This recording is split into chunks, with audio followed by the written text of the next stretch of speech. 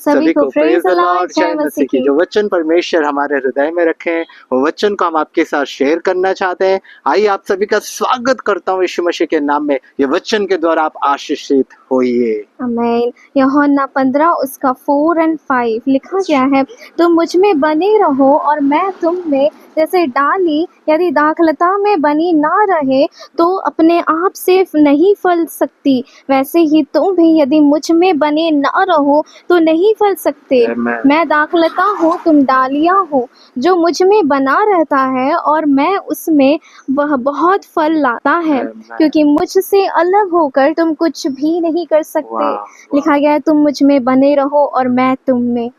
आज हमें परमेश्वर में बने रहना बहुत Amen. ज़रूरी है। आप देख सकते हैं मेरे हाथों में एक डाली है और इस डाली को मैंने पेड़ से तोड़ दिया है। अब ये अलग हो गया है, अब ये अपने से फल नहीं ला सकता, अब ये अपने से एक बड़ा पेड़ नहीं बन सकता है, ये अपने से कुछ भी नहीं कर सकता है। वाह, वैसे ही यहाँ लिखा गया है कि डाली यदि दाखलता में बनी ना रहे तो अपने आप से नहीं फल सकती, वैसे ही हम अपने आप से कुछ भी नहीं कर सकते अगर हम परमेश्वर में बने ना रहे, अगर हम परमेश्वर से बातें ना करें या परमेश्वर हमसे बातें ना करे। बहुत इम्पोर्टेंट है ये विषय। हमें परमेश्वर में बने रहना है और परमेश्वर का उपस्थिति हमारे जीवन में बने रहना है। लिखा गया है, तो अपने आप से नहीं फल सकती, वैसे ही तुम भी यदि मुझ में बने ना रहो तो नहीं फल सकते।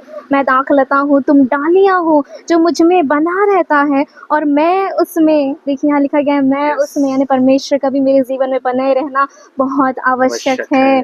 और लिखा गया वह बहुत फल फलता है, क्योंकि मुझसे अलग होकर तुम कुछ भी नहीं कर सकते। हम परमेश्वर से अलग होकर कुछ नहीं कर सकते, हमसे हो ही नहीं सकता, क्योंकि हम परमेश्वर के बिना कुछ भी नहीं है।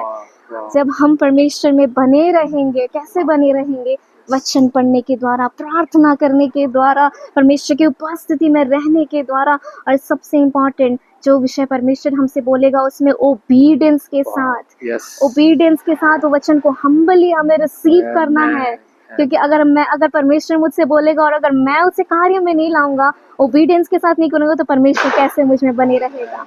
इम्पॉर्टेंट है, क्योंकि जब आप सुनेंगे तब आप कार्य में लाएंगे वो विषय को, और आप परमेश्वर में बने रहेंगे और परमेश्वर आप में बना रहेगा। आमेन, आमेन।